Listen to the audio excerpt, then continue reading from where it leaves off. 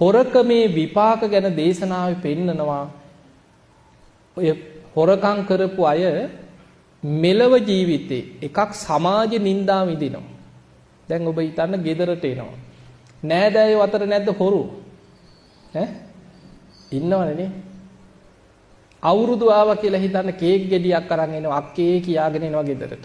කෙහෙල් ඇවරියකුත් අරන් එනවා. අපි දොර ළඟින්ම උළුවස්ස ළඟින්ම පන්නනවද? හා මෙහි බෑ මේ බෑ කියලා. නෑනේ අපේ මනුස්සකමක් තියෙන එන්න මල්ලි කියලා වාඩි කරලා තේ එකක් හරි දෙනවනේ. එහෙමනේ. ගෙදරට ආවහම නෑදෑයෝ. හැබැයි අවංකව හිතන්න කුස්සියට ගිහින් හරි කියන්නේ නැද්ද හොඳට ඇහැ ගහගෙන ඉඳපන් මේක මොකේට හරි විදලයයි කියලා. කියනවද නැද්ද? කියනවා. අපි මූණට මල්ලි කියලා hina වුණාට හොරකම් කරන කෙනා ගැන අපකීර්තිය පැතිරිලා ඉවරයි ආයි. අයියා අක්කේ කියලා කතා කරත් මිනිස්සු යනකන් ඉඳලා ගෙට ගිහිල්ලා හොරෙන් යනකන් ඉඳලා කියන්නේ ආන් අර හොරාව බලාපල්ල මොනවද අඩු කියලා එහෙමයි කියන්නේ. එතකොට අපිට පේනවා මෙලව අපකීර්තියක් පැතිරෙනවා. ඊළඟට රජවරුන්ට අහු වුණොත් ආයි ඒ කාලේ හොරුන්ට අතපය කපනවා කියනවා ඉස්සර.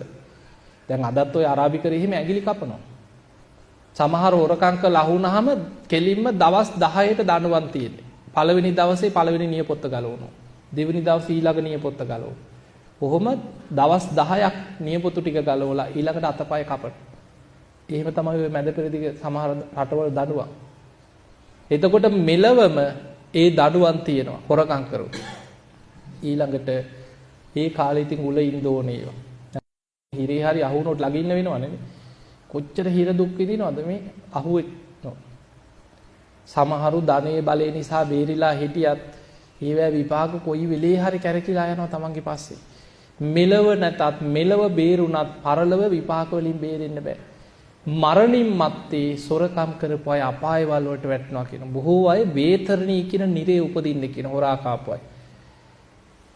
අපායේ දුක් විඳලා බුදුරජාණන් වහන්සේ පින්න මහණෙනි හොරකම් කරලා නිරේ අකුසල් ගෙවලා තිරිසන් ලෝකේ ඉපදුනොත් බොහෝ තිරිසන් සත්තු වෙලා හොරකම් කරපු අයට උපෝපං ආත්මවල ඒවැ වන්දි ගෙවන්න වෙනවා කියන. සමහරුන්ගේ හරක් වෙලා උපදින්නෙම පෙර ණයකාරයෝ. කොච්චර දුක් විඳින සත්තු ඉන්නවද නේ? සමහරු ළඟ උපදිනවා බල්ලෝ වෙලා. ගුටි කකා ඒ ස්වාමියාව ආරක්ෂා කරනවා ණය ගෙවනවා. සමහරු හරක් ජීවිත කාලෙම වැඩ ගන්න. බර ඇදලා වැඩ අරගෙන කාලා ඔක්කොම ගල අන්තිමට මස් කඩේටත් දෙන්නේ. පෙර ණයකාරයෝ. එතකොට මේ වගේ ඒ අය ලව්වම ඒ අයගේ නිවෙස්වල සත්තු වෙලා උපදිනවා කියනවා ණය ගෙවන්න. උපෝපං ආත්ම භාවය. ඊළඟට බුදුරජාණන් වහන්සේ වදාළ මහණෙනි ඒ අය අපායේ කර්ම ගෙවලා නිරේ කර්ම ගෙවලා මනුලවට ආවා කියලා හිතන්න කර්මයේ ගෙවලා උපෝපං ආත්ම භාවවල දුප්පත් පවුල් වල කියන උපදින.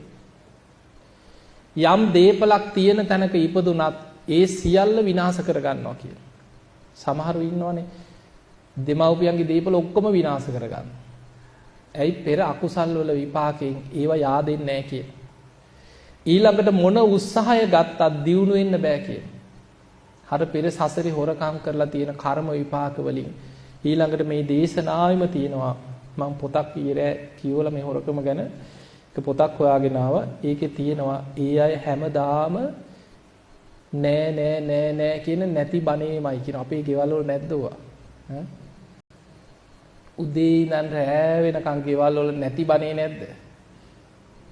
කොහෙද යකෝ දෙන්න තියෙන්නේ කියන. ළමයින්ට එහෙමනේ. ගෙදර හරියම හැමදාම නෑ නැති බණේම තමයි.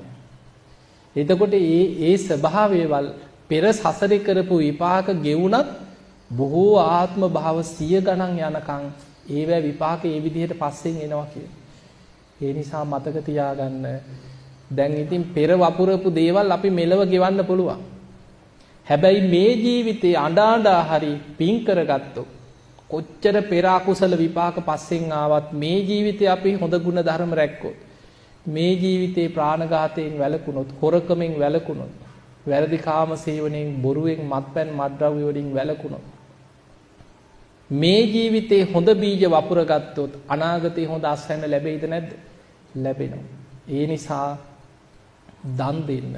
ශක්ති පමණින් දන් දෙන්න කියන ඔය අකුසල් ගෙවෙන්න එක ක්‍රමයක්.